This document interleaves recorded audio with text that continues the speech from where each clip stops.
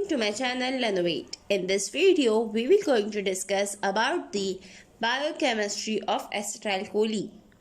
And this is the lecture number 2 from the neurotransmitters, in which we will going to discuss the biochemistry and the metabolism of acetylcholine, with the functions and the steps of synthesis and the disorders that are related with the deficiency of this important neurotransmitter.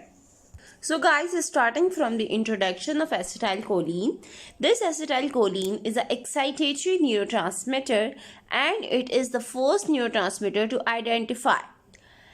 This works on a neuromuscular junction that is between the striated muscle and a nerve or a gland, and this causes the action potential to occur. So you can say the acetylcholine is a major neurotransmitter of a neuromuscular junction because of its excitatory action and causing the action potential. Now coming to the synthesis of the acetylcholine. How this acetylcholine is being synthesized, we will going to discuss the steps, and then we will also going to discuss the degradation of acetylcholine into its consequence. The synthesis of acetylcholine is occurring in the specific cholinergic neurons. These cholinergic neurons having the acetylcholine enzymes. So, the synthesis that required enzyme is the acetyltransferase. This enzyme is required for the synthesis of acetylcholine from the acetyl-CoA to the formation of acetylcholine. Then after synthesis, the remaining choline, that is the extra choline, is being reabsorbed back and recycled back in the presynaptic terminal.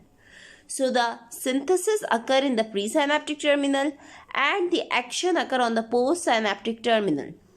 The synthesis starts from the combining of acetyl-CoA with the choline. In the presence of acetyltransferase enzyme, there is a formation of acetylcholine and the CoA is being released. This acetylcholine is being attached on the postsynaptic neuron where the receptors of acetylcholine are located. Now if we consider the receptors of acetylcholine, there are two types of receptors through which the acetylcholine act on a neuromuscular junction. There are two types, that is a nicotinic receptor and the muscarinic receptors.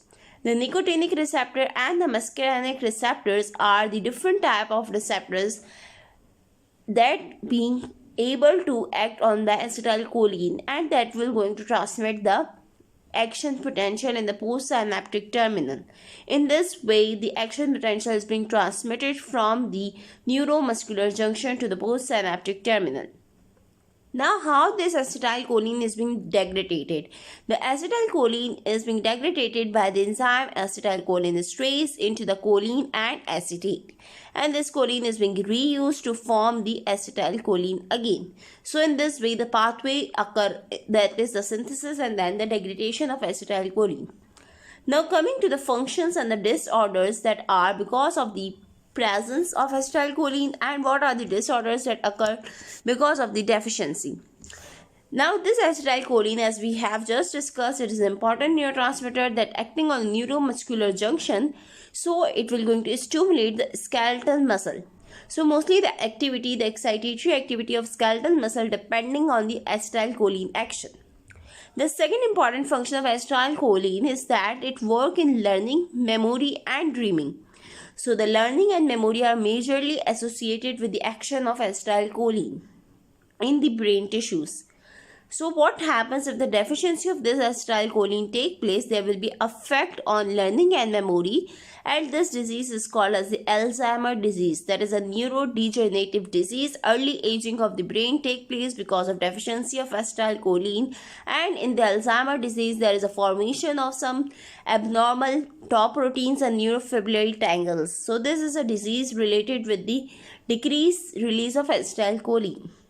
While the second disease, that is also because of the decreased release of acetylcholine at the neuromuscular junction, is the myasthenia gravis.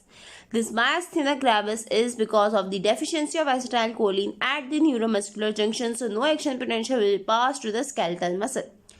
And this will cause the drooping of the eyelid and other associated conditions, that is a weakness of muscle, take place in this disease. So guys, this was all about the function and the biochemistry with the synthesis and introduction of acetylcholine. I hope you will be explained well. Thank you for watching. Subscribe for more. Don't forget to like, share and subscribe. Thank you.